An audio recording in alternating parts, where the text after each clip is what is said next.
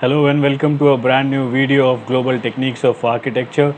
Into today's video, we are going to talk about railings. So this series would be specifically for railings. The misconception, or say the mistakes that you and me do as designers for the railing part, because it's the last consideration of any developer who thinks about building a project or a residential or a commercial space. The railing comes the last. It is also in certain cases considered as a fit out item. So because it has human interference, because it has direct impact on our lives, you and me as designers have to take into consideration this as the first aspect, because railings are the one which are being visible from external. So railing broadly we can be classifying as railings as external railings and internal railings.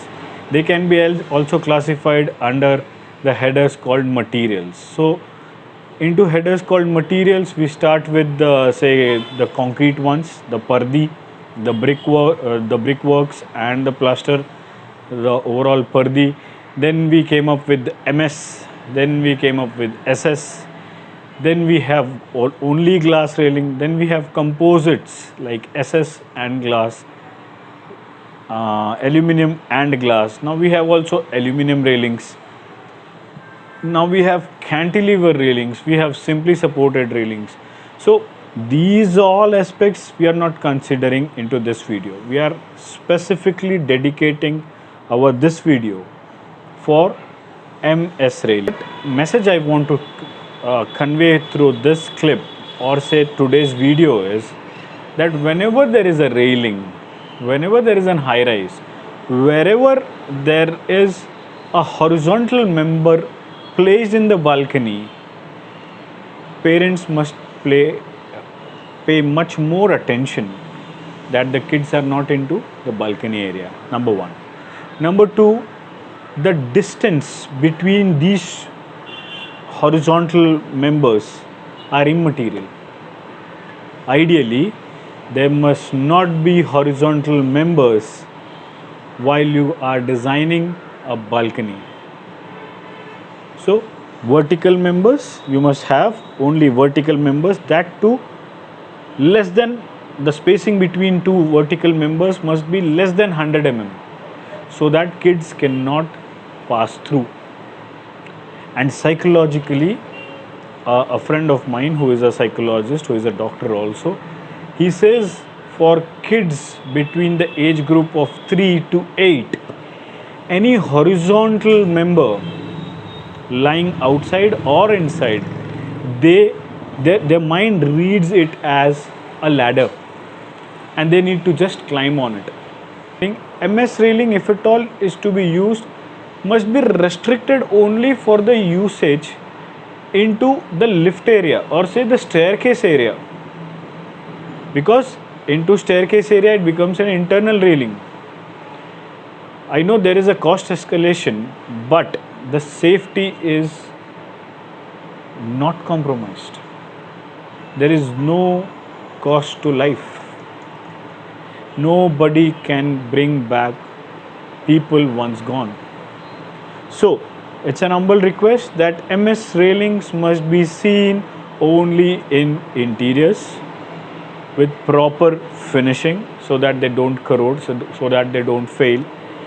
Externally, if at all you want to use MS railing, there has to be a glass or a polycarbonate sheet before them, so that children are not having an opportunity to touch the railings.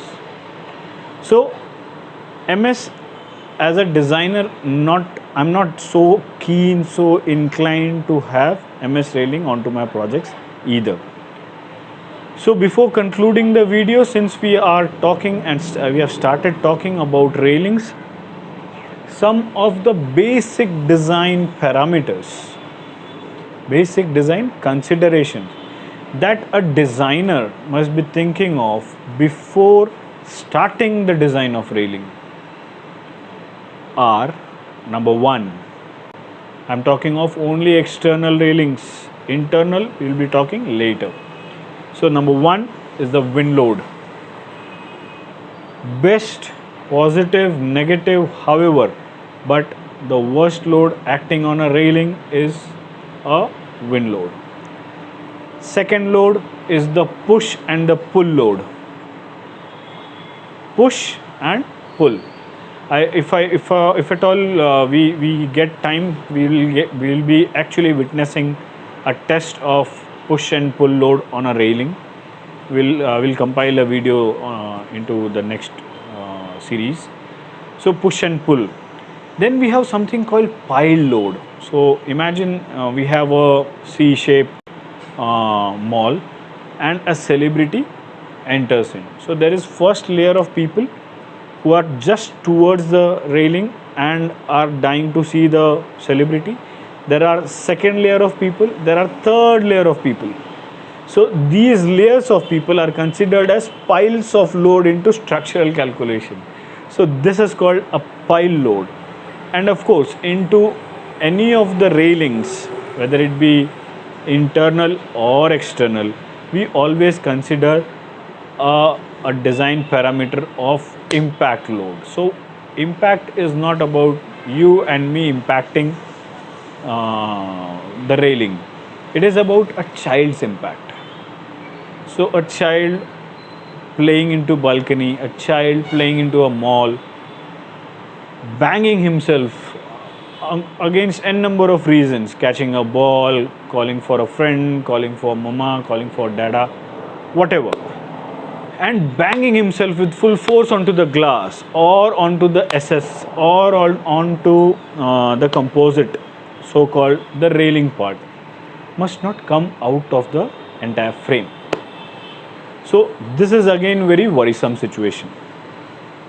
And last but not the least, if at all you are using a laminated glass, which is a compulsion into my entire tenure of 12 years, I have never specified a glass railings without having a laminated glass into it. And the thickness of the glass varies upon the design load and the wind load and the considerations. So this laminated glass, the phenomena is called redundancy. So we check it for what if out of these two glasses, one glass breaks, what's the load that this last panel can withstand without having this first glass. And in certain cases, we even go for double redundancy check, wherein we break both the glasses and see how many days of time we get it for replacing the glass. And then also we apply load and see what is the redundancy, the reserved strength into these two broken pieces of glass stuck together with a specific interlayer called DuPont Curare, that how does it held these two glasses, broken glasses together, and what's the load it can take care of. So without getting into the actual values, just clear out the concepts that yes, if at all you have railings, those must be either SS, aluminum, cantilever or glass railings. MS not to be used for exteriors.